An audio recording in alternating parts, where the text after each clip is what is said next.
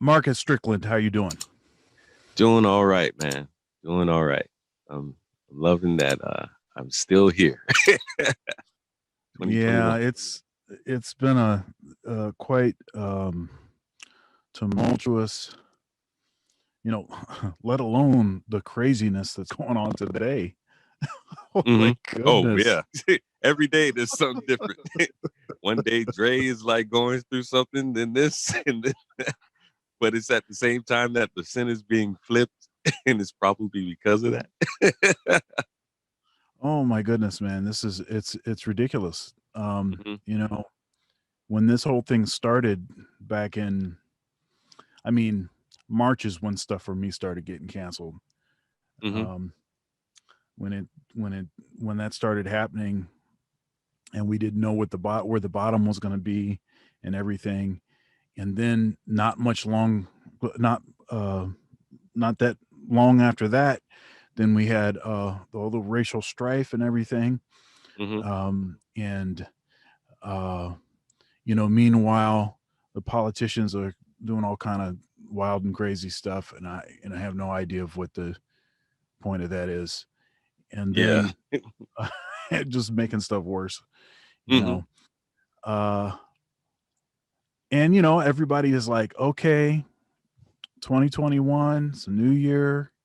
I mean, we knew that there was still going to be some residual, because because of uh, you know, the protesting the results of the election and all of that. And we Hmm. knew that that was there, and we knew that there was still a few more weeks until whatever the new administration is going to be, at least to get that in there and get it going, right? Hmm. uh oh man, Hmm. I don't think I don't think a I don't think you could I don't think you could like seriously make this up. I don't Yeah, think you it's could like write this stuff, man. the greatest story ever. Epic. And it's it really I think it's a really a test of will, a test of strife, a test of what we're made of. And one thing that you know I I have really experienced is that I'm just even more grateful for the type of life that I have. Um, I'm able to express myself for a living. Um, Yeah. Even now, even still during this whole thing, that's basically crippled the communal jobs out there. I'm still able to express myself. I have the means to do it, so I'm just much. It's made me much more grateful of what I have, and it's also forced me to really turn inward, turn inward, and see what it is that really makes me tick. And I feel that a lot of people on so many levels have been experiencing the same thing. So I feel that on the other side of this, uh, there's going to be, well, first of all, there's all kinds of creative things being done to deal with the situation right now. Uh, but like on the other side of it, we're going to be different. Like all of us are going to be much different. It's definitely a paradigm shift. Yeah. Um and I've heard a lot of folks say that. Um Hmm. and and also, in talking to my father, who is how old is my dad? I think my dad is 72. Hmm. Um and he's been around long enough to have seen sometimes in the history of this country where there was a lot of racial strife and a lot of rioting and Hmm. um and protesting and all of that. Hmm. And usually what happens is when that stuff happens, um, you know, get everything that you can get while it's happening, Hmm. make whatever progress you can make while it's happening, because Yeah. it's probably going to be a temporary kind of thing. Mm-hmm. That's the sort of thing. But Mm-hmm. folks are saying, even people that were back, a lot, that are old enough to remember that stuff, that lived through that, they're saying that there's something different about this. That it's Oh a yes. that's yeah, they're saying that there's something different. Yeah. Um, Now I'm going to be honest. Mm-hmm. Um, I'm a realist. I'm not. I'm Mm-hmm. not. I'm not an optimist. I'm Yeah. not a pessimist. My wife Mm-hmm. might disagree with that. She might say I'm a pessimist.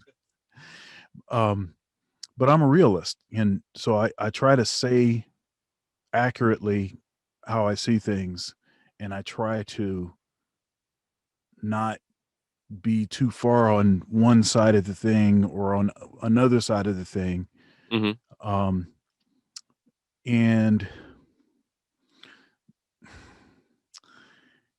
sometimes it doesn't look that good. You know, Oh, definitely. you know, you see, we see all the things, and you did see a sense that people were softening up in some of the black communities issues. Mm-hmm. It seemed like people were more willing to listen, Mm-hmm. you know, to that. And I, and I want to believe that. And I want to, but part of me has sort of been conditioned to uh, to doubt that, just based on Oh yes. my own life experience. Mm-hmm. And so it's not the easiest thing to do. Yeah. um but I think there is hope. Honestly, I think there is hope. I think that this Yeah. is different. I think that we can um possibly move forward in a way that we have not been able to previously. Definitely. And I feel I feel that what happened today is actually a sign that you know that the tenets of uh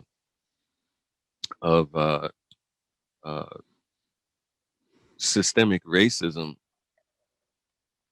are scared. Mm, I think they're scared of an ensuing change. And that's why they're acting erratically the way that they are. Um, it started. I mean, it started way like a long time ago, but uh, just uh, to to get it into the context of some recent events, um, following Obama, uh, the answer was Trump. It's like, that's kind of radical. And then and yeah. then you have uh, the way that Trump is acting when he loses. I mean, he's definitely psychotic in many ways. Uh, but then you have all the people that follow him who are psychotic too. Um, it's a shock. It's a shock to them. The way that people are thinking that the majority is starting to lean towards progressive direction. Uh, and I think that's their reaction is that instead of treating this loss as any other loss, I mean, Republicans have lost before, Democrats have lost before. What makes this different? I feel it's that a lot of people have woke up that are not black. uh, Oh, right. And that would have to be the thing that happened because, exactly. 77% was 75% or something, Hmm. of this country are Caucasian, Exactly. and we Hmm. and we're way down at somewhere around 12 or 13% black folks, Hmm. Exactly. something that I've been quite disappointed with our political system. Um, is that the right word? Disappointed? Yeah. Not not surprised by, Hmm. but disappointed is that uh yeah, so the our two-party system is jointly culpable, jointly responsible for where we are right now. Thank you so much for watching my video so far. If you'd like to support, there are several ways to do so below. Also, likes are free. Please comment, share, and subscribe. Now back to the video. Jointly culpable, jointly responsible for where we are right now, Mm-hmm. because Yeah. they have constructed the thing and worked things behind the scenes in such a way to keep essentially all the same people in power. If you Exactly. put a D by their name or an R by their name, Mm-hmm. in this sense, that's of no consequence. Yeah. What one thing that makes our political system seem to be phony, to seem to be some sort of shell, Mm-hmm. um, is the polarized, like cookie cutter shape, Mm-hmm. polarized positions that Oh yes. occupy the parties. Mm-hmm. Because nobody thinks that way. Nobody is Exactly. like, I'm all exactly like this, and Mm-hmm. everything else is exactly, polar opposite. I can't deal with that stuff over. Yeah, the Nobody is that way. binary treatment of it. Yeah. Mm-hmm. Yeah, I Mm-hmm. mean, where's the gray? Yeah, That is exactly. not, that is Mm-hmm. nobody, like, in the Exactly. history of mankind, even Mm-hmm. people that have, um, people with severe autism that Mm-hmm. have a hard time, with nuance, Mm-hmm. you know, the, I mean, that wouldn't even be the way that they would see things. Mm-hmm. So what is going on? This is Mm-hmm. just, it's really crazy. So Yeah. it's designed in such a way to say, well, it didn't work out when a Republican was in there. Mm-hmm. Let's try a Democrat, because that certainly is the solution. And it didn't work out when we had a Democrat in there. Well, Republican must be the solution. So what you do is you end up keeping the same folks in in power, Mm-hmm. because even if you haven't been elected, uh, there's all these think tanks, these lobbyists, there's Mm-hmm. all of these ways that you can still stay close, to the reins of power, Yes. and so that whole thing has been disappointing. And Yes, it has. one of the main reasons it's been disappointed to me as a black man is, in particular, well, black people in general, Mm-hmm. but in particular, black men have not been served at all by either of these parties. Mm-hmm. We have not been helped or served by them. Yeah. Um, and it's the kinds of, I mean, I don't know. Did you see uh, the thing with Ice Cube and his contract with Black Oh my America? God. Yeah. Right. That Okay. was that was not well played, Ice Cube. I I loved Ice Cube. That really hurt me. Hurt me to see that. Well, actually, I agreed with the contract. Uh-huh. I don't know if Yeah. you actually read the contract, but the Yeah. contract, all the stuff that I mean, and Mm, he didn't invent that stuff. He didn't make that stuff up. He actually consulted yeah. scholars, Mhm. Yeah. for that stuff. I think where it started to derail is that um, people started, you know, rumoring that he somehow was some kind of Trump supporter or some ally of Trump, and he's Mhm. never been. Yeah. But he at least was willing to talk to him, Yeah. you know. But the way that I we have stuff set up feel now, that's where he it's not oh, the contract that I'm upset about. It's that right, right, he's right, right, actually trying to talk to them. Like there's no like they're gonna use you as a pawn, and that's exactly what they did. I see. Right, and I think I see that, and Mhm. I recognize that, and I recognize Mm. that people would see that way. Yeah. Um, Mhm. it seemed to me that, and I don't know, I don't think that he was effective at this, Yeah. but it seems that his strategy was to try to get someone to say a big number, and then he was going to go across to the other party and say, this party said 500 billion. What are Mm-hmm. you going to do? Mm-hmm. Your number needs to be bigger, right? Mm-hmm. Yeah. I think that was his plan, Mm-hmm. but obviously it didn't. It didn't work out that way. But so Yeah. many things, so many things that would, I think, serve black men in particular get cut off at the knees. Mm-hmm. This thing that happened, I can't remember. Uh, it was like 200 million or 250 million that Obama, at the beginning of his presidency, wanted to uh, set up this thing to help young black boys, which is, this that we have sort of a problem. We have a Mm-hmm. big issue, right? Yeah. He wanted to do that, and uh, basically what ended up happening is folks started squabbling, and Mm-hmm. then the black women's groups, they said, hey, but where's our piece of this? And then it Mm-hmm. kept getting divided into smaller and smaller pieces until there was nothing there, and they Mm-hmm. ended up not doing it. But it's like the Yeah. same thing seems to happen over and over.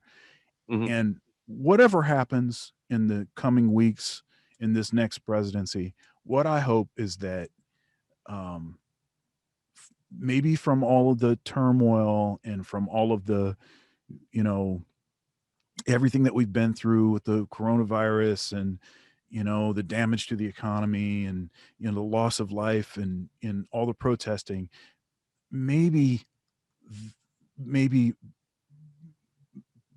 these cats will actually start to follow through with a bunch of the stuff that they said they were going to do.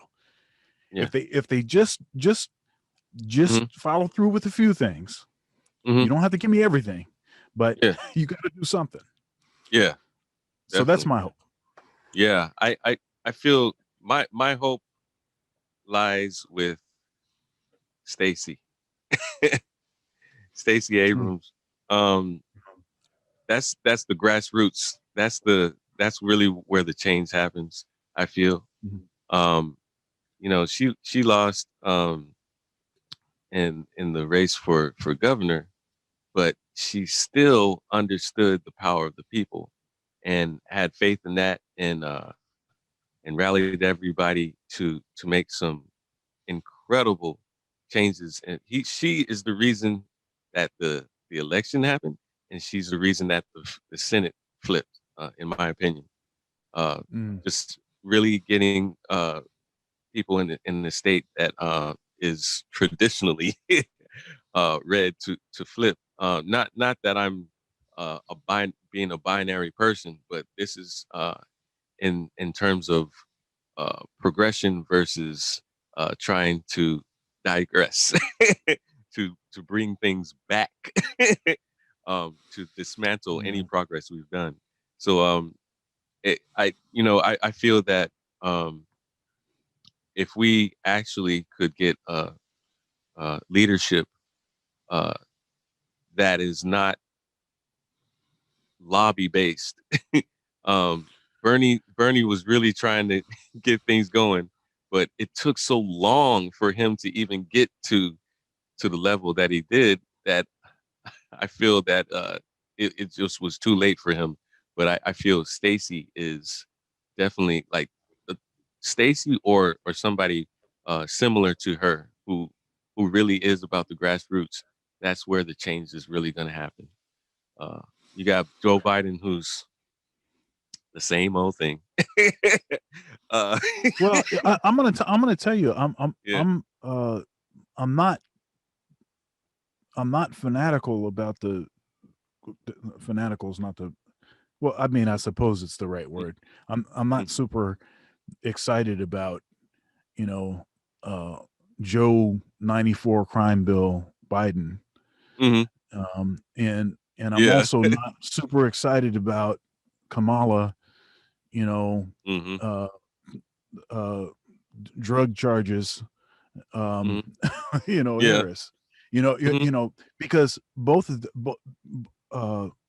them have sort of built their political career by locking black men up. and Mhm. separating, like, so that Yes.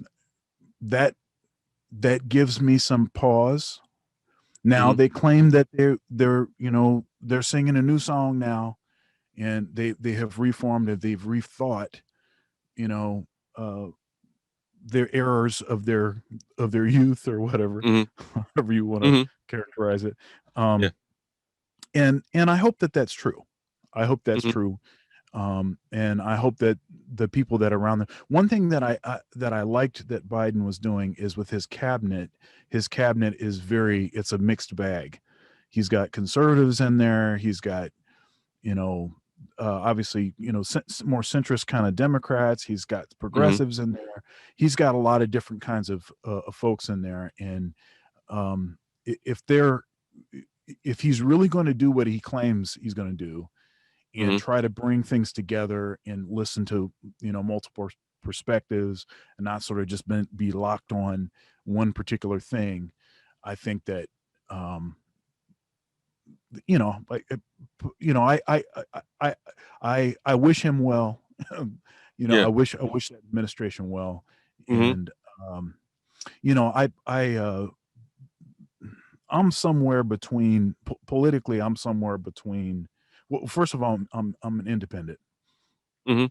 and I've been a third party voter for the last 10 years, or more, longer than that, probably 15 years or something like that. Okay. Um, uh, but as I've sort of progressed, and I think part of this is from getting older. I have a 7-year-old, Mhm. um, and just thinking about what I want the world to look like for him, Yeah. and the fear that I have, uh, you know, probably common fears that parents have of their Oh yes. kids, especially Mhm. for Especially for boys. black. Yeah. I, Mhm. I'm telling you, it used to be, you know, I'm it, I remember uh, friends of mine, because a lot of my friends, they had kids long before I did, Mhm. and uh, I remember, some of them had girls and stuff. I'd be Mhm. like, man, if I had a daughter, I'd have to go to jail. Exactly. Because, oh my goodness, First I don't purchase know the if I could do shotgun that. after that. Right, I don't know if I could do that. Yeah. Oh, God bless you. Hard to I'm praying wage for that you. that balance of protection and letting her grow up, and yeah, it's whew, Woo. daughter's rough. Yeah. But I'm gonna be honest, man. I honestly think, especially for a black son, a black boy, Mhm. I think it might. I think there's more things to fear there. Yeah, Honestly, there's all kind of violence directed his way. yeah. All kind of violence.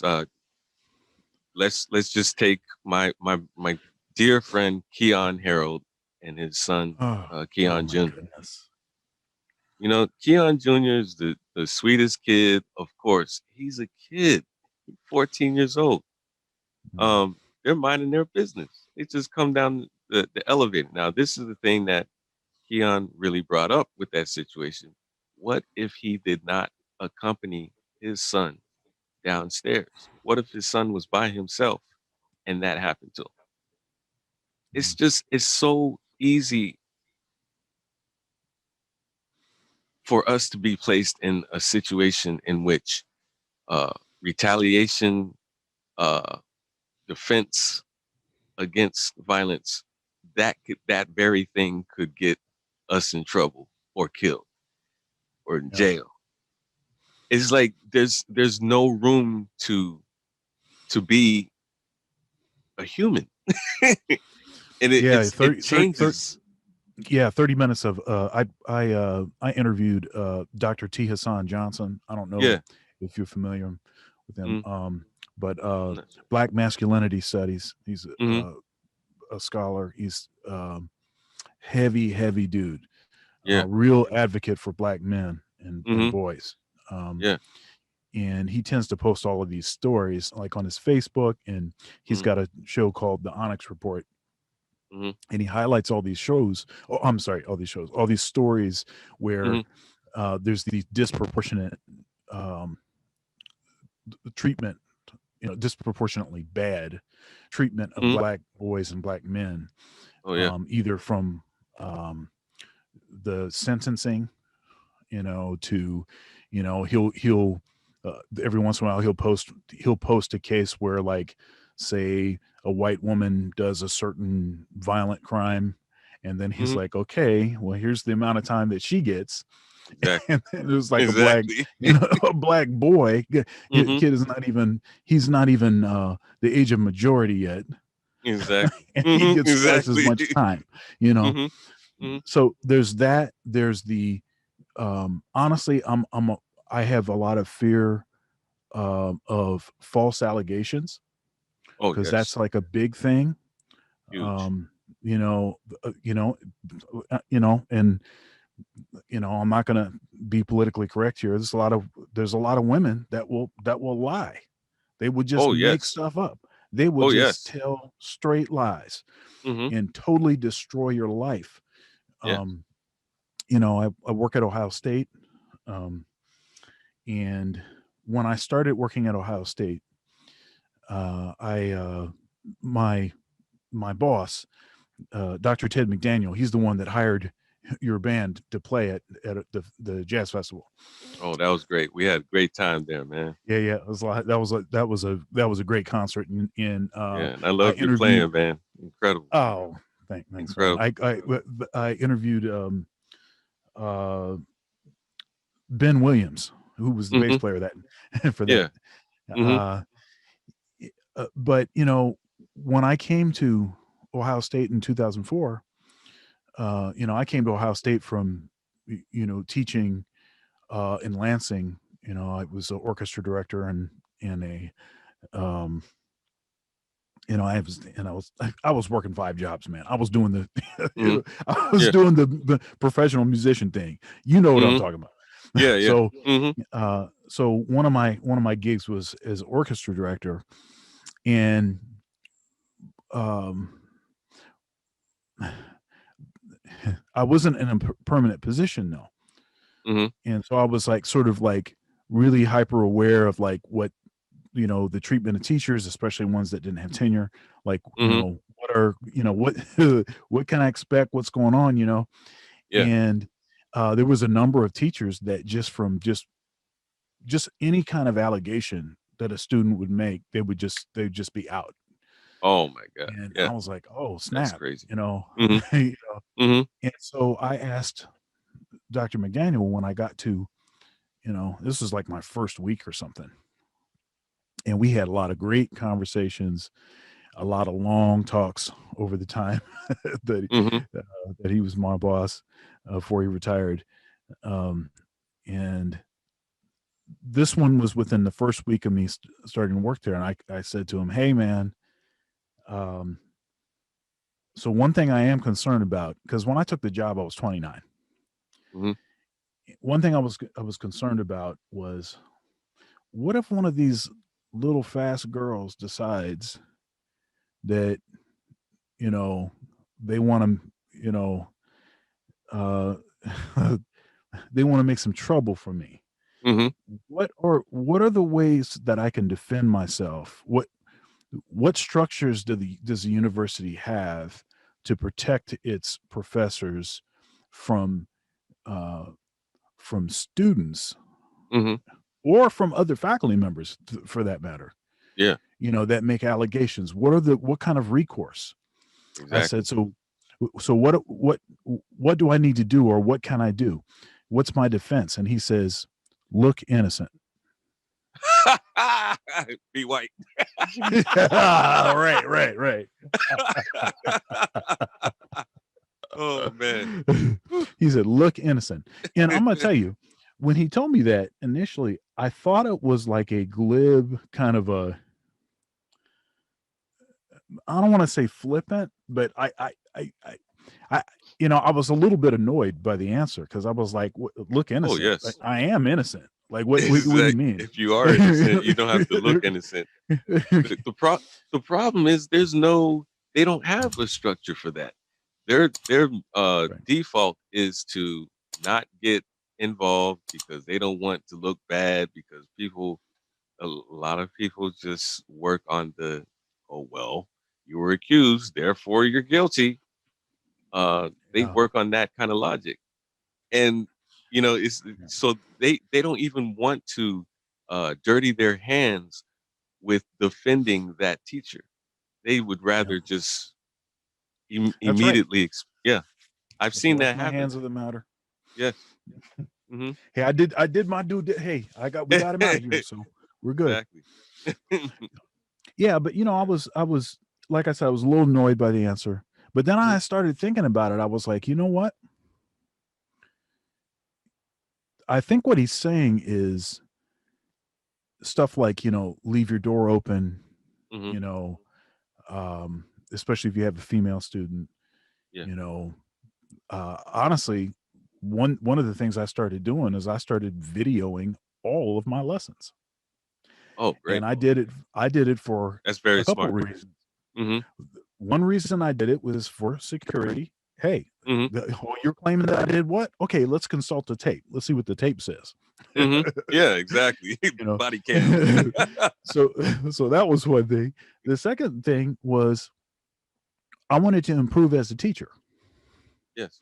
Hmm. I was like, okay, let me watch back and see what this was. And then I started to Hmm. discover, I was like, I think there might be some good stuff here. I wonder, I wonder if some folks like on YouTube or something would be into this. Yeah. So then I started taking like little clips, 10 minutes, 15-minute clips, and Hmm. started uploading them to my YouTube channel. Yeah. And I called that series Lesson of the Week. Okay. And uh, it's very often that, I mean, anytime I go to a conference, a jazz conference, or music education conference, or I play gigs or do a recruiting event or anything. Matter of fact, I was Hmm. on tour with the Basie band, Hmm. and now mind you, I did that series of videos for about 2 years, and I was on tour with the Basie band playing at Ronnie Scott's in London. Hmm. And some guy comes up to me and he says, "Hey man, when are you gonna start doing those lesson of the week videos again?" Oh, wow. I was like, "What?" Yeah. Cross So all I those guess there was miles. something positive. Something Hmm. positive came out of that. But Definitely.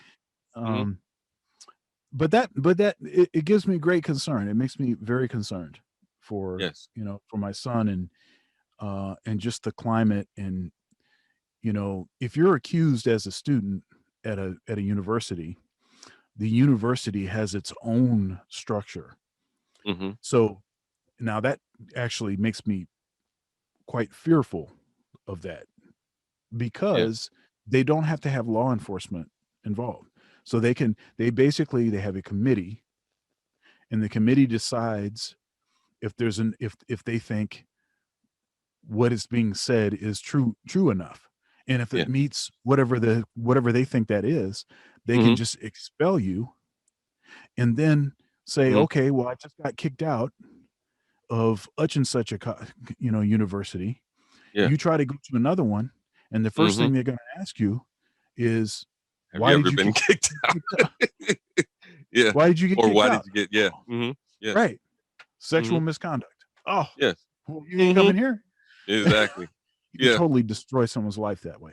It's Yes. just not. It's not right.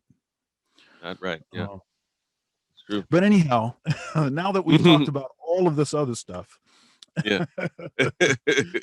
um, so Marcus, why don't you tell us about um, your early life, um, how you grew up, you Hmm. know, talk about the role of music, maybe like what stuff was going on in your household, like Hmm. what kind of music, and Hmm. that kind of thing. Yeah. And then maybe like when you knew you wanted to do this for a living, um, and maybe some mentors and teachers along the way. definitely. Yeah. So I would like to say that it all started in the womb.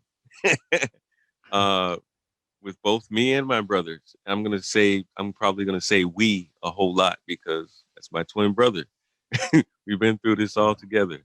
Um, and yeah, when we were in the womb, my dad would play music into uh, into the womb. Uh, all kinds of incredible music. I think that it does affect the baby. I think there's been studies on it. But yeah, we definitely had a, a liking towards music for as early as I can think. Uh, I think when we were little toddlers, we had like little tiny rocking chairs. And they would put these rocking chairs in front of the open reel deck system that my dad had, and that's why I named one of my records "Open Reel Deck" because I was channeling all the music that I was hearing during those years. Uh, and he would play uh, Stevie Wonder, John Coltrane, uh, Temptations, Earth, Wind, and Fire. Just good music. Uh, there wasn't a genre specific thing going on in our daily playlist. I think that's the same is true for every human being, but yet we're uh, we as musicians are kind of forced to like put ourselves in one genre, and I feel that that's definitely opening up these days. But I digress. I'll go back to childhood. Uh, yeah, and then when we were around 5 or so, we would be with our Hot Wheels or some kind of car or something. We would roll those cars back and forth along with our body to the music, sitting in the car in the Toyota Corolla that my mom had. She had leather seats, and we had S curl in our hair, and the S curl activator ate a hole in the back of the seat. So there was two big giant holes in the back of these leather seats. Um, and Uh, yeah, I think so. It started early on, but we weren't really aware of where we were going. I think we were trying at the time. We were trying to design cars, like so. We were drawing all these futuristic cars. Of course, because of Back to the Future, everyone thought that the future of cars is cars that fly, and I don't understand why. That doesn't make sense. It's not a car; it's a jet. This is right, like right. just keep it on the ground. It stayed on the ground so far. By now we're supposed to have flying cars. But anyway, we were drawing all these very aerodynamic cars, and we're like, yeah, we want to be engineers when we grow up, you know. Uh, and then we got into football, pee wee football, and we're playing, and we got to a point where we were playing all kinds of positions. I was playing like linebacker, safety, cornerback, running back. I was playing all kinds of positions, even punt returner, all that stuff. My brothers played many positions too. So we were like, yeah, yeah, yeah. And then by the time we got into middle school, started noticing that everybody else was growing much bigger than us. um, but when we got into about sixth grade, um, we were asked what our elective class would be, and we were looking at all the different options that they had. Looking at acting, like we too shy for that. Then we looked at music, like choir and stuff. We were like, we can't sing, and we're too shy for that. But instrumental music really appealed to us because, first of all, it's music, and we love music. Uh, and the idea of an instrument, I think it appealed to us because it's almost like you can almost hide behind the instrument. um, I don't mean that in a negative way. It's just that it's not so directed on your face and you're having to act the part. Yeah, yeah. It's I more, totally get that. I yeah. totally get that. So that didn't intimidate us as much. So we got into our first day of band class, uh, um, Steve Kirkland. That was my middle school teacher. He was an alto saxophonist, and he started bringing out all the instruments. It's like, this is a tuba, this is a trombone. The kids are like, wow, this is a trumpet. Show how it works basically. This is a clarinet. This is a flute. He saved the saxophone for last because, and that was smart to do that because everything had a very, very clear marking of why it's categorized as the instrument it is. Brass instrument, valve brass instrument, slide valve brass instrument, percussion instrument, woodwind. But then when he got the saxophone, it was both brass and woodwind. Yeah. The body's brass, the means of producing the sound is from a reed. I was like, man, and it just looked gorgeous. And to me, it was the most gorgeous instrument ever. And when he played it, the sound of it, it really appealed to me. It was instant. Instantly fell in love with it.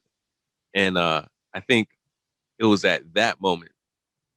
My brother, he wanted to play drums, like by default, drums. My dad is a drummer too.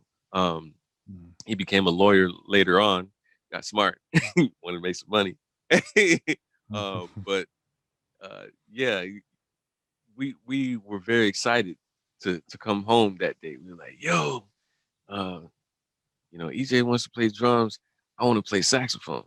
My dad he got very excited about that. And he said, hey, I want to play a record for you guys. It's a record that I've been playing all your life, since you were in the womb, I've been playing this record. I'm going to play that record. Goes to the record player, puts the LP on. It's John Coltrane's version of My Favorite Things. And immediately we kind of recognized the song. It's like, do you know this song? We're like, I don't know. This sounds like we couldn't really place it, but he said, that's My Favorite Things from a film called The Sound of Music. They're like, wow. And he was breaking it down. He just said, the thing that's great about Coltrane is that he took that song and he made it his own. And and look how he treats the melody. Each time he gets to the melody, it's different almost every time that he plays it. And that's called improvisation. And it goes further and further from the melody, and then it comes right back to the melody. He was just breaking down the whole thing. It's like, see what Elvin Jones is doing, all that stuff he's doing on the snare, that's called triplets. And, he was like breaking it all down. And it's so weird because like the music that we've been listening to all this time, I was finally like conscious of what the greatness that it was. I was just thinking, yeah, this is, this is just how it is. But like once you pick up an instrument, start trying to play it, and then you hear it, it's a whole new perspective. Yeah, in Steve Kirkland, he saw that me and my brother were interested in jazz. He could see that we would try to like, play some extra stuff other than hot cross buns. and, every now and then we get together with this other student who was incredibly talented, Chris Nicholson, incredible keyboardist. We would get together with him and we would jam, try to play some stuff. It probably sounded like doo doo. But we were jamming and stuff. And Steve Kirkney took me aside and said, hey, Marcus, I noticed that you're interested in jazz, man. Let me introduce you to this record. And it was Now's the Time, Charlie Parker. And at the time I was playing alto saxophone. And I remember trying to play the melody. It took me forever just to play the very first phrase. It took me so long to really get those notes. And later I used the Omni book to help me out a little bit. But I think by the time we were uh, 14 or so, uh, we were improvising quite a bit, and you know, the solos was something that no longer terrified me. It was something I looked forward to doing, uh, playing that solo. The very first time I did it, my heart was outside of my chest, but like gradually, it just became something that I actually longed for. Um, and I think it's at that point that that I really wanted to do this for the rest of my life, if possible. And you know, we got into high school. I think by the time we got into high school, my dad decided to buy me a tenor saxophone because I was listening to nothing but tenor saxophonists at that time. I was listening to John Coltrane, Wayne Shorter, Joe Henderson, Joshua Redman, Branford Marsalis. My dad was like, "You need a tenor." I already had a soprano, and I love that because you know I definitely was in love with the soprano because of my favorite things. Right. But yeah, having that, getting that tenor, like it really did feel like home sound wise. Um, you know, it's like you are what you hear. And yeah, we played through high school. We went to an arts high school. Our mom was like, "Yeah, you guys should go to an arts high school instead of going to like a regular high school because you know you guys are really music based. Like you've already kind of chosen your path. So you need to get more out of it than marching band." That was a I thank my mom for that decision. We auditioned for this school, this magnet school called New World School of the Arts, and that's where we met so many other peers that were just as interested in the music as us, and that you know we could actually focus on just jazz. It was an eye opening experience, and I think by my senior year in high school, I could play a little bit over giant steps. I could play over a little bit, and uh, that was a magical moment when I met Melton Mustafa, who passed away a few years ago. Um, Melton Mustafa and his brother Jesse, I can't remember his last name. He Jesse played alto and Melton played trumpet, and he was actually mentoring a whole lot of musicians, uh, you know, in North Miami, and you know they the way that we met was kind of wild. We were playing in the church, the high school band. We're playing in the church, and all of a sudden, these two horn players just bust into the church playing, and they're playing like New Orleans second line type stuff. And we're like, "Yo, what's going on here?" They just ransacked our. I think we were doing a rehearsal or a sound check or something, and they're like they ransacked it and they're like playing. I'm like, "Wow, who are these people?" And Melton he's like, "Does anybody know Giant Steps here?" And I just started playing. I started playing Giant Steps. He was like, "Oh, okay. I need your number." And he called me in for a gig. Uh, Later that year, he kept calling me for a gig. We played. I played with his band, and it was incredible. Um, Many great moments like that. Very supportive parents that really helped. I remember that Obed was 2 years behind us. Obed Calver, incredible drummer, and also our boy Dion Tucker, trombonist, plays with Harry Connick Jr.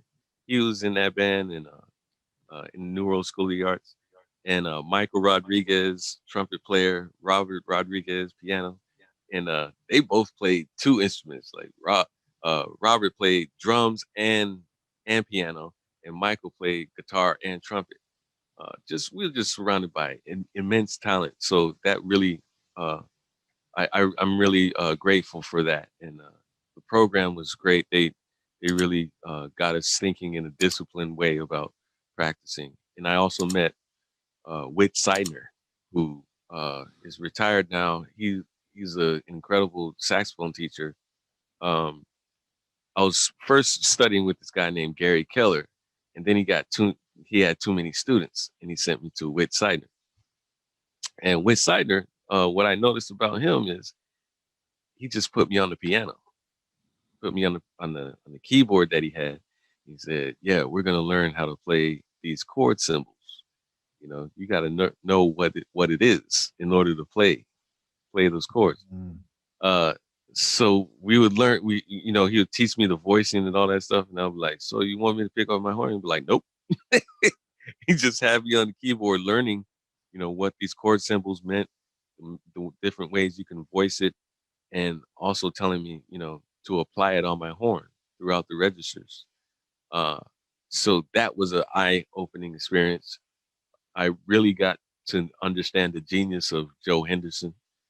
I learned Inner Urge was one of the first songs that I learned on the piano, and also Body and Soul. He taught me to. He told me to learn the Coleman Hawkins. Oh, actually, John Faddis visited and he said, "Learn Coleman Hawkins solo on Body and Soul." Famous recording from, was it 1929? And I learned that, and like these were aha moments. And Wynton would come down, Chris McBride would come down, and me and my brother were thinking, yo, we need to go to New York. Seems like that's where everybody's at. All the people that we Mhm. listen to.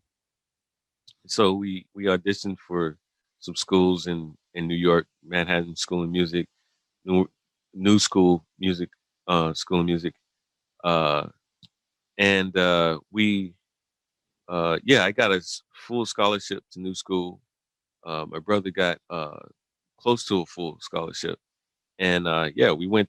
We decided to go there, um, and the reason that one of the main reasons that we were attracted to New School is because of the recruiter.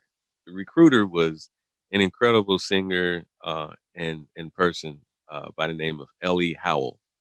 Um, she was this incredible Black woman who uh, went to the urban areas of cities to recruit students, and she's the reason that Casey Benjamin went to New School. She's the reason that Kenyatta Mm. Beasley and Robert Glasper, myself, my brother, Otis Brown, um, Keon Harold, Mike Marino, countless people at that time were all going to the school. And so when we went to New School, it was just surreal, man. I would be in the hallway and uh, we're just listening to the latest Branford record and just ooh and awing at everything that's being done. And then Bilal would play some Slum Village. And I'd be like, "What? Who's Slum Village, man? That sounds incredible, man.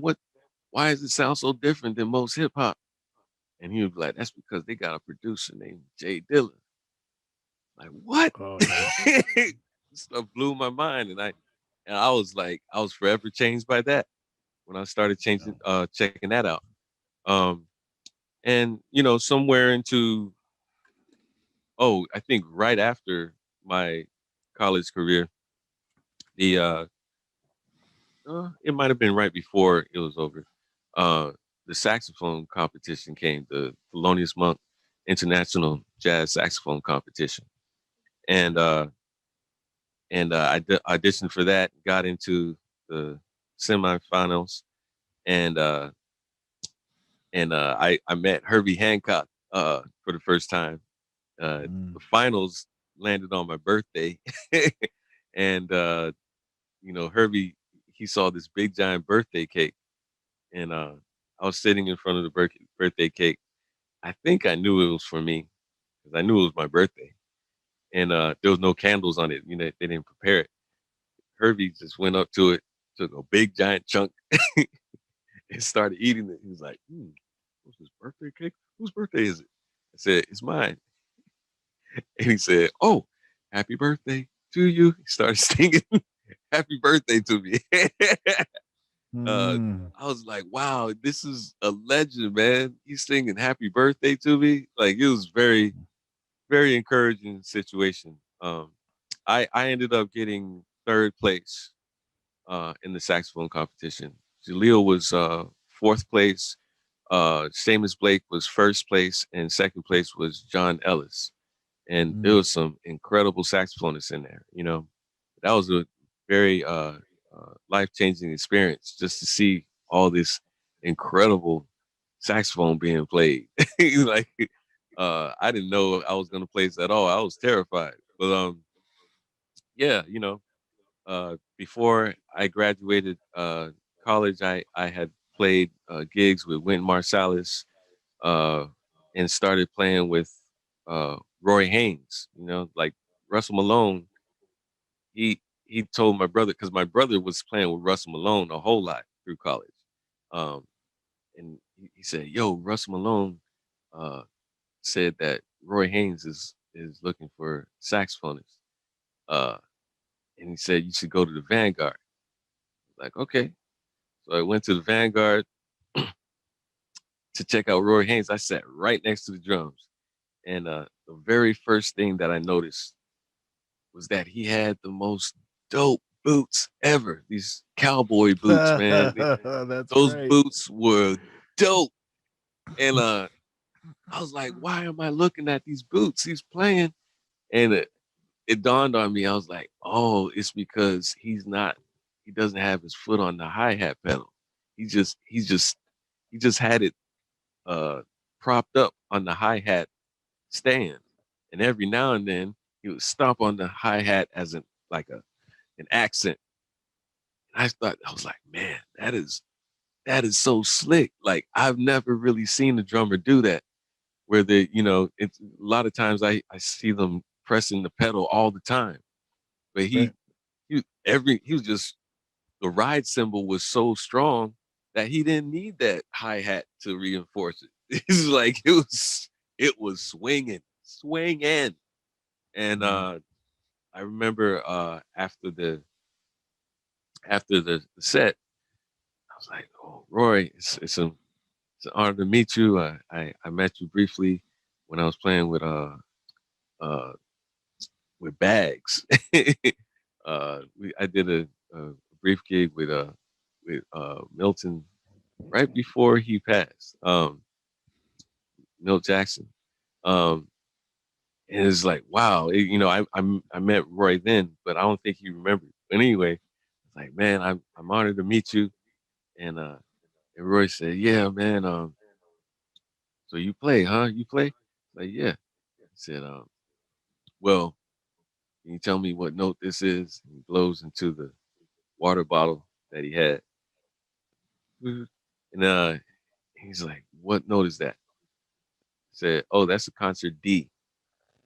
And he said to Marcus Gilmore, his grandson, who's one of the most incredible drummers ever, who was happened to be there.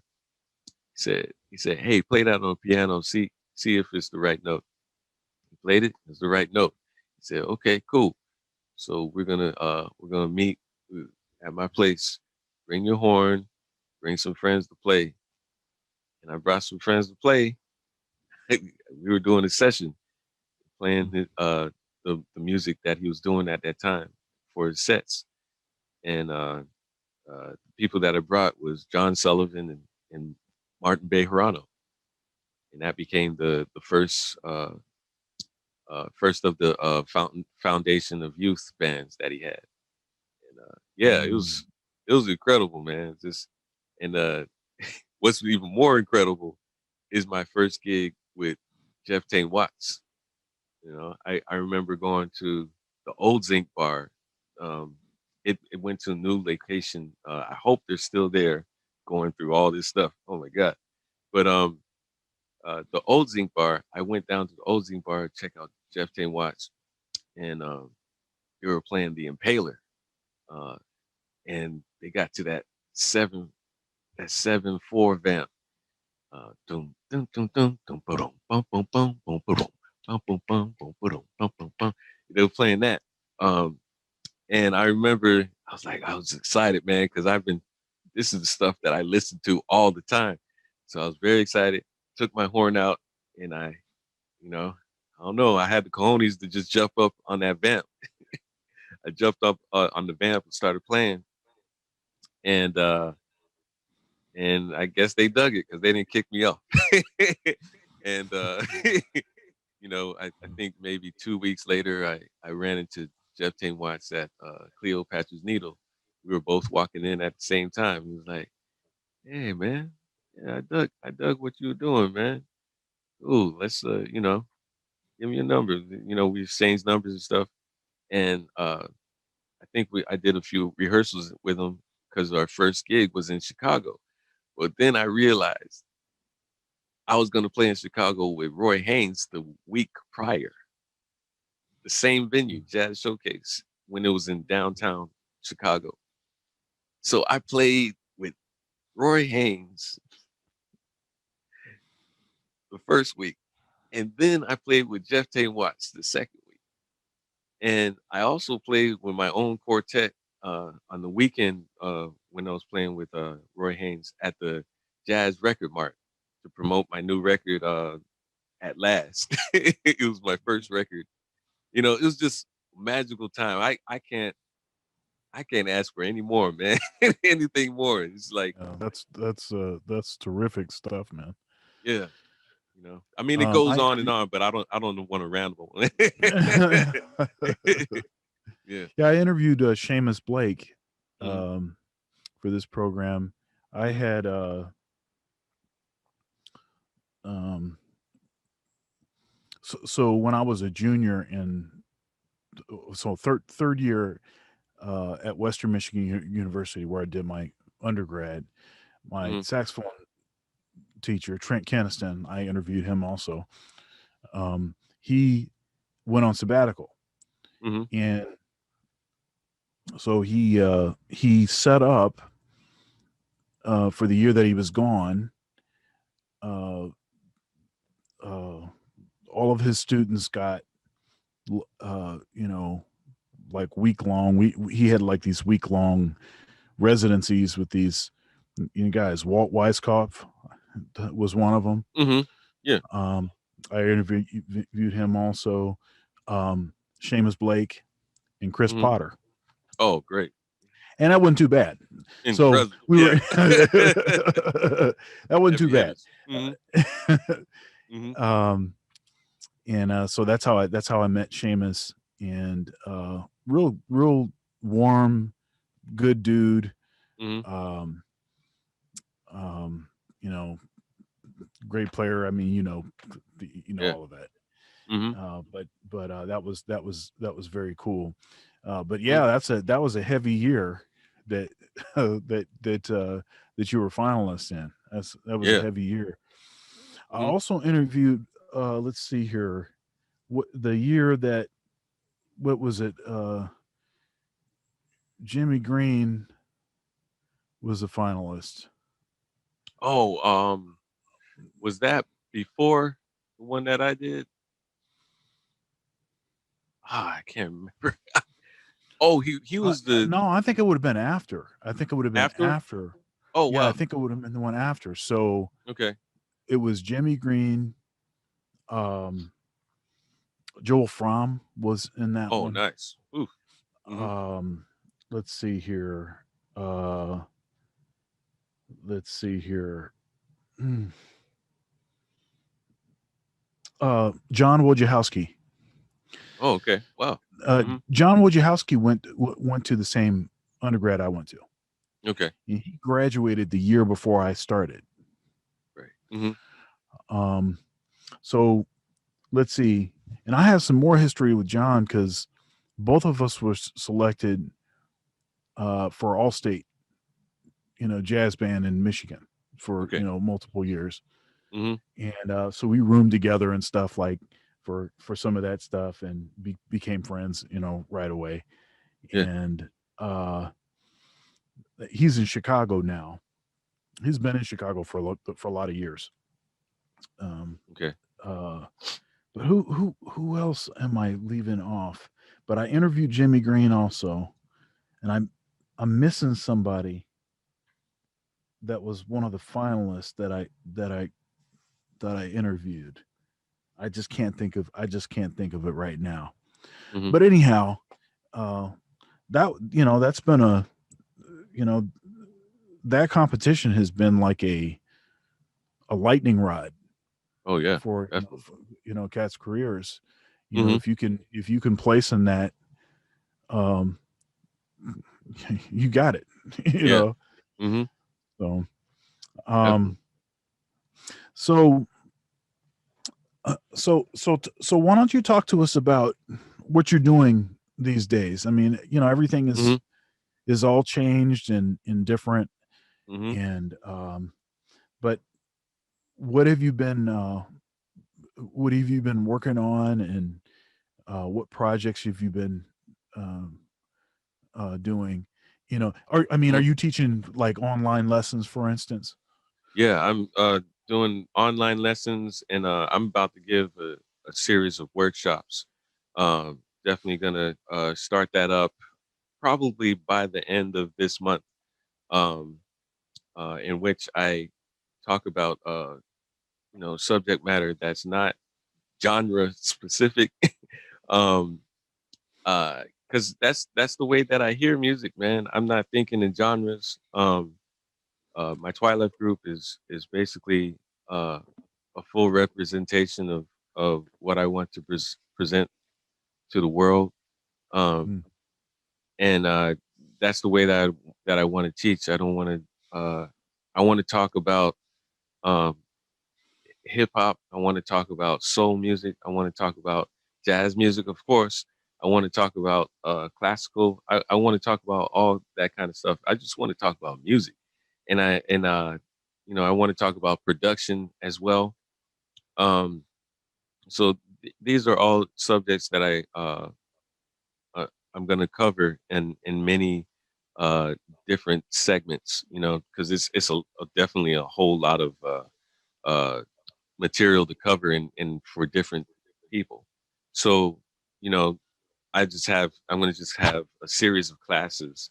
I'm organizing that with an incredible lady named Rachel who's in Washington. I can't remember what city in Washington, but I met her through Imagine Jazz, which is her program, and I did a workshop for her in back in December. So we're putting together like an incredible program that I'm going to present. I've been working a whole lot on that, and also I've been doing a whole lot of production recently, uh, where I'm just layering up bass clarinets uh, to get a chordal sound that I've become very accustomed to. I almost feel like Stevie Wonder when he first started messing with uh, analog synthesizers. You can't play more than one note at a time, so you have to build the chord one note at a time. And I Mm. feel that way when I'm building these chordal textures. But I love the sound of it. It sounds like an organ sometimes. Uh, Sometimes it can even sound like an accordion. And the reason I say that Mm. is because I recently on Instagram I did a tribute to MF Doom who passed Yeah. away back in October, actually on Halloween. Halloween. Yep. Yeah. Yep. And it wasn't revealed until the end of the year. He's been mysterious his whole life. Even through death, he's been Yeah. mysterious. Who knows how he passed away? I don't think they're gonna reveal that. But like, I was very shocked and hurt by that. So I definitely had to give a shout out to him because that that track in particular uh, is one that really affected me in a way that I was like, I really like the the concept of using uh, acoustic instruments as kind of like a sample in the back. I like how the accordion was moving, and how that informed Mad Lib of what kind of time field to use on the programming and all that stuff. It's like Mhm. very interesting stuff, and it really catapulted me into the type of music that I've been doing now. So I had to do a little tribute. I had to let people know that I really really looked up to MF Doom. Uh, Incredible lyricist. Um, Not that bubblegum rap that we're hearing right now, man. Like Oh the no, real yeah, deal. He's not saying skirt yeah, skirt. None of that stuff. yeah, yeah. Not messing around. you know. Yeah.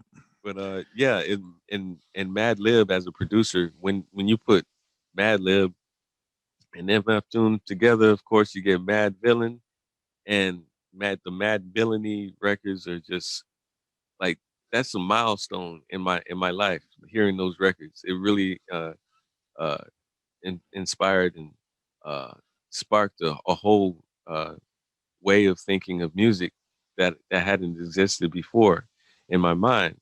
So like that was yeah, I really needed to pay tribute to that, and I hope I did it justice. I think I'm getting some good responses, but yeah, but I've been doing a whole lot of production. I'm getting ready to send some tracks to a friend of mine who's a dope photographer, a dope Africanist, and Mm.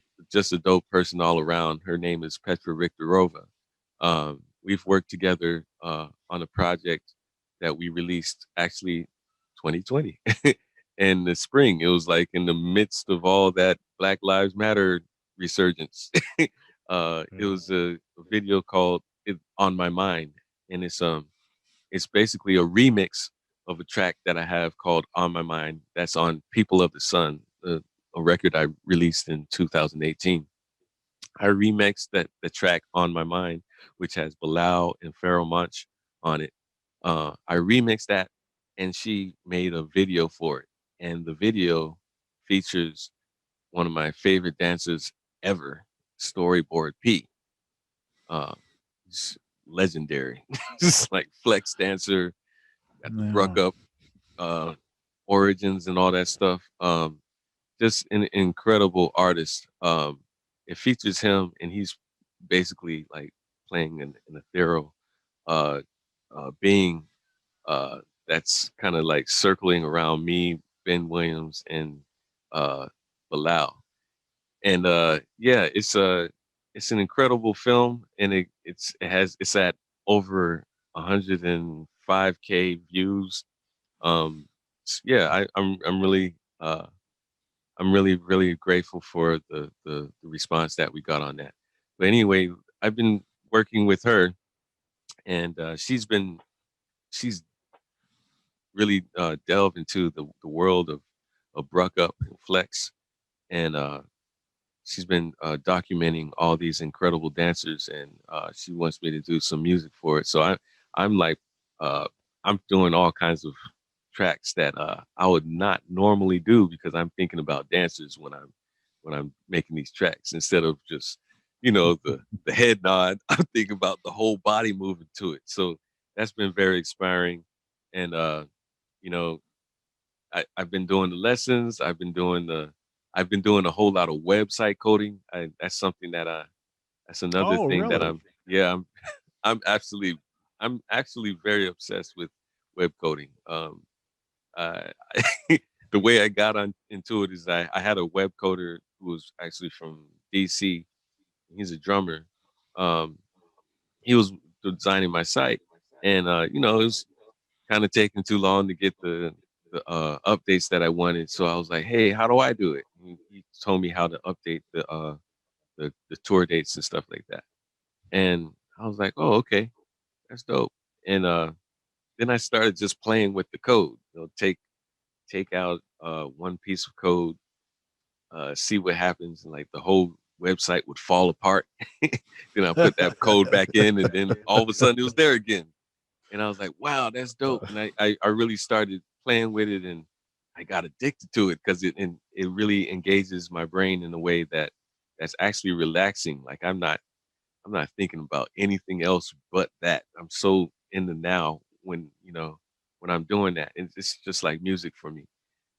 So yeah, needless to say, obsession really does lead to mastering something. And so yeah, I got so good at it that people were like, "Yo, who designed your site?" I'd be like, that would be me." And Yeah.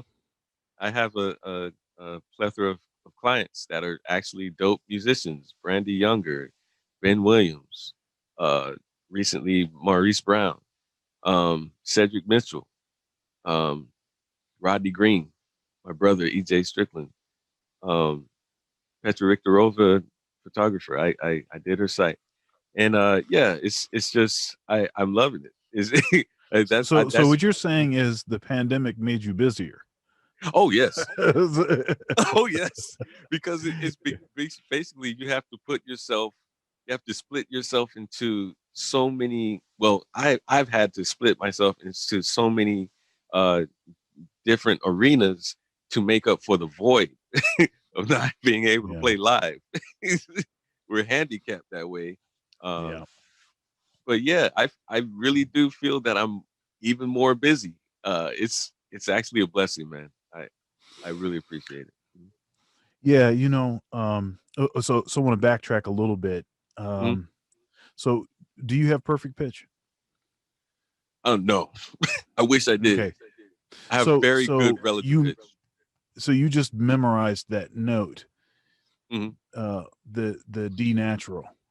You Hmm. memorized that note, so then you were able to say what the note was, or maybe you Yeah. knew what key one of the tunes that they played, and you sort of remembered what that note sounded like. Oh, it's the actual frequency that I'm in touch with. Uh, I'm probably a little sharp on that, but that's a D. And Okay, so now there are different. Okay, so I've interviewed a bunch of folks that have perfect pitch. uh-huh. Um, I don't have perfect pitch, but Hmm. I can hear anything on a saxophone or a flute or a clarinet. Like I just know what the notes are, Uh-huh. Yeah. and they could be detuned. Hmm. They could be pushed way in. I can tell you what notes they're fingering. Like Yeah. I just know the way that because there's intonation characteristics, there's Hmm. timbre, there's Exactly. open and closed sounding Hmm. notes, there's muffled sounding, all of that Hmm. stuff. Yeah. And so I hear that stuff. Hmm. Um, but I can't do that like on a piano or something. Hmm. Um, um, I mean, I could tell you the general Hmm. area you're in piano, but I Yeah. couldn't tell you what the notes are in particular. Now they have some of these programs where they're still trying to tell people or to suggest that people can learn perfect pitch, Hmm. and of course you can't actually learn perfect pitch, but you can teach yourself how to memorize a note, Hmm. Yeah. Yeah. right? You And can. then you can use that as a frame of reference. Oh yes. um, and that may actually be more useful than perfect pitch, and what it is that I'm able to do, uh, I think may actually be more useful than perfect pitch, because if people are Hmm. playing out of tune, it Hmm. doesn't bother me Yeah. as long as Most things are everybody's out the of tune. same Yeah. amount out of tune. you Yeah. know, Exactly. Yeah. you Hmm. know, like a detuned piano doesn't bother me. Yeah. Hmm. Someone that has perfect pitch, they try to sit down and the piano's been detuned. It's like, no, that's not a B flat. That's not a B flat. Exactly. Yeah. Come That would on, drive man. me Come crazy. on. That would drive me nuts. Hmm. Yeah, yeah. So yeah, but that's interesting. Let's see here. Um, who's Camille Thurman? Hmm. So Camille has perfect pitch. Dope. Um, uh, who the other uh, uh, the other singer on that funky lowdown? Oh, Um, Cecile? no, not Was it? No, it's Cecile. not Cecile. Okay. It's uh, Oh, Christy the Shield. No, Huh? Oh, okay. man, this is terrible. I interviewed her, Hmm. and I'm sorry if you're watching this right now. Please don't be upset. It's all good. Happens. It's just a Let's brain see freeze. here. Oh yeah, why Ashley Pizzotti. I'm sorry. Okay. Hmm. She's got perfect pitch. Oh. It was Mm. funny when I was talking to Camille. She wasn't going to tell me that she had perfect pitch, but she Mhm. said something. She said something that gave me an indication that she probably had perfect pitch. So I just asked Yeah. her, Hmm. but she wasn't going to tell me that she had it. She was trying to hide it. Hmm. Ashley Yeah. kind of just came out and just said she just told me she Yeah. had perfect pitch, and a Hmm. bunch of the others that I have interviewed, like Doug Pierce is a great friend of mine. So my wedding and stuff. Hmm. He's a great trumpet player, great composer. He's from Detroit, and so he's got perfect pitch. Bobby Floyd, the great Hmm. pianist, Hmm. he's got perfect pitch. Dave Powers, who Hmm. works at Ohio State teaching keyboard. He's a great singer, great keyboard player. He's got Hmm. perfect pitch. It's interesting. What's um oh, why can't I remember? Hold up.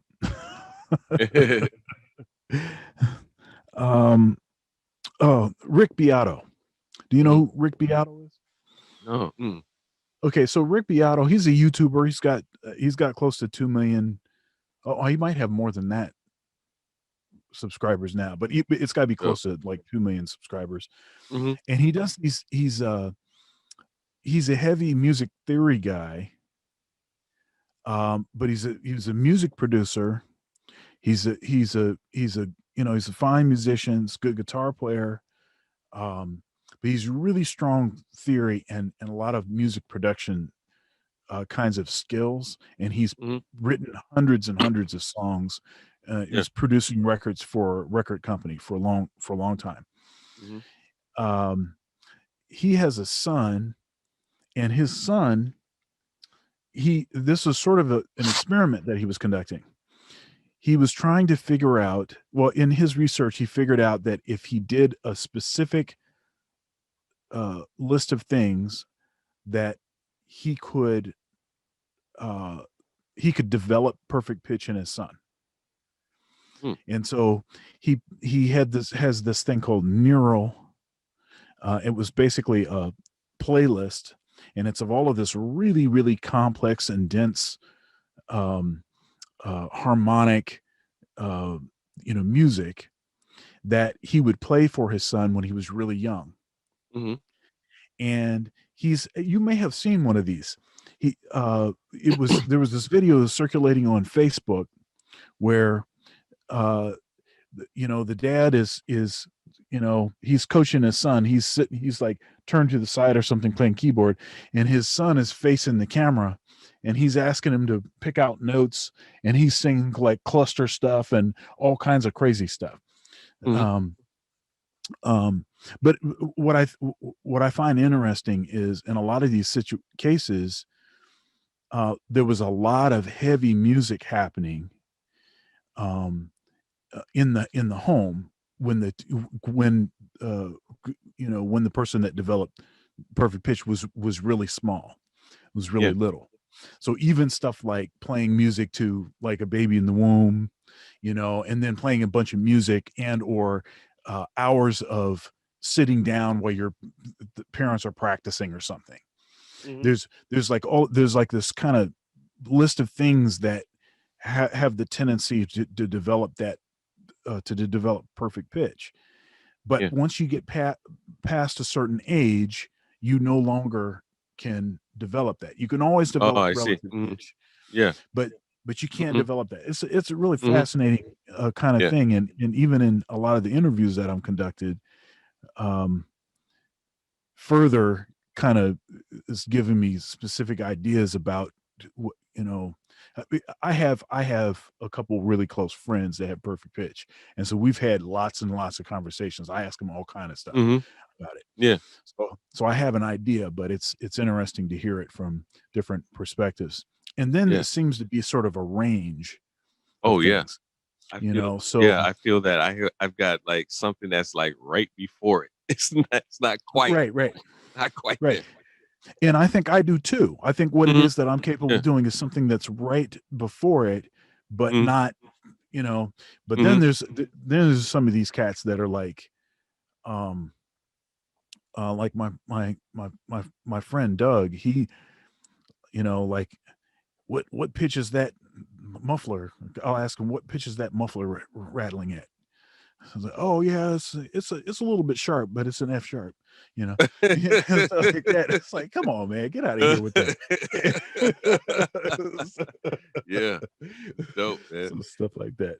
Um, But my yeah. just to let you know, my phone said it's running very low on battery power, and I've got my iRig in the port, Oh, I see. so I'm trying to figure this out. Maybe I need to sacrifice the clean sound or something to continue. Well, I was kind of winding down. If you think Okay, we have cool. Yeah, another couple minutes, sounds great. Yeah. um, Mm. but okay. So one question I did want to ask you is about what you practice. Oh man, a lot of what I practice is very, very fundamental, man. It's triads, and I love to practice to a drone that really helps with my pitch. It helps with uh, and it, to a drone in a metronome that really maximizes my practice time.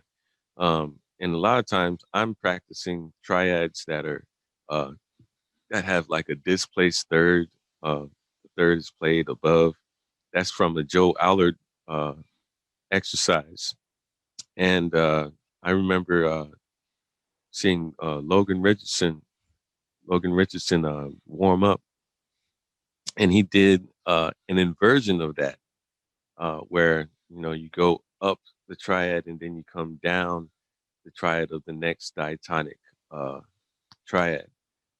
Oh, And okay. Yeah, yeah. he was doing that. He was doing that very fast, and I was like, "Yo, that sounds dope. What is that?"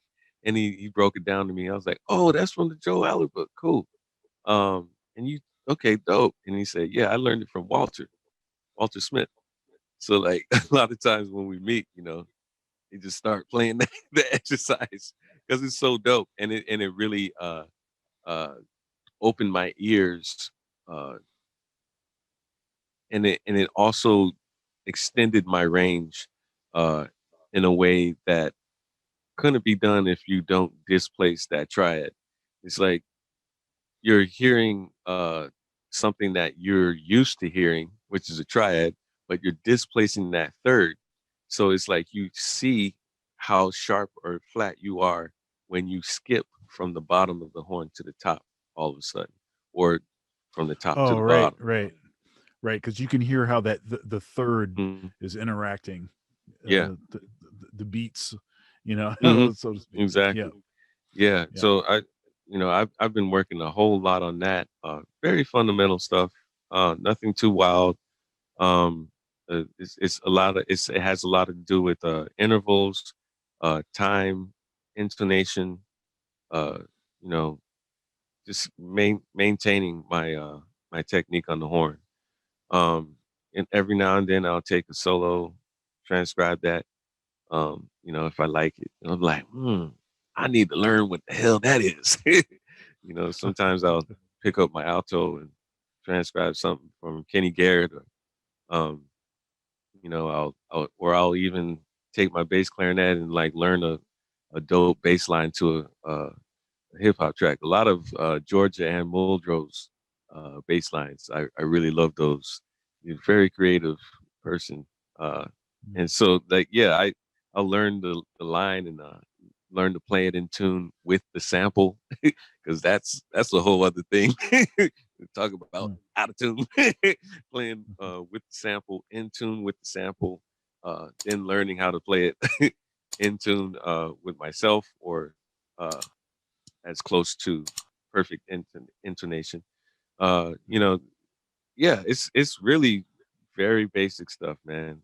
No, not really that much fancy stuff. And uh, for some reason, that's all that stuff really helps me when I get on stage. I feel much more free because uh, what I'm doing is maintaining or extending or expanding my technique, uh, like actual practice instead of just noodling or Yeah. improvising. It's like the improvisation I feel is not really something I should practice because you're practicing habits. um, but if you're Right. practicing the expansion of your technique, I feel that that really gets results much faster. Mhm. Well, thank you for sharing that. And uh, I know my students are paying attention to that right now. And it's always good to reinforce what you've been telling your students when you can Oh have yes. Marcus Strickland get on and say, "Hey, Exactly. Like, you heard that's what's happening." it. You heard it from two mouths. That's right. Yeah. Hmm. Yeah. Well, man, I appreciate your time and energy, and it's been a lot of fun uh, chopping it up with you. I pray for you and your Same here. family, safety, and just peace. In this really tumultuous time. Hmm. We kind of jumped right in our conversation talking about all the crazy stuff, and Hmm. and but but we were able to end on a positive note, quite literally, Oh, talking definitely. about what it is that we love. So It's always light, man. Thank you. Thank you so much for having me too. Really appreciate it. And you're just such an incredible musicians, and to the students out there, yeah, you guys are in good hands. Listen to the man. thank you, sir. Thank you, sir. I'll pay you later. All right. Well, God bless you, man. All right. Same here. All right. All right. I'll see you.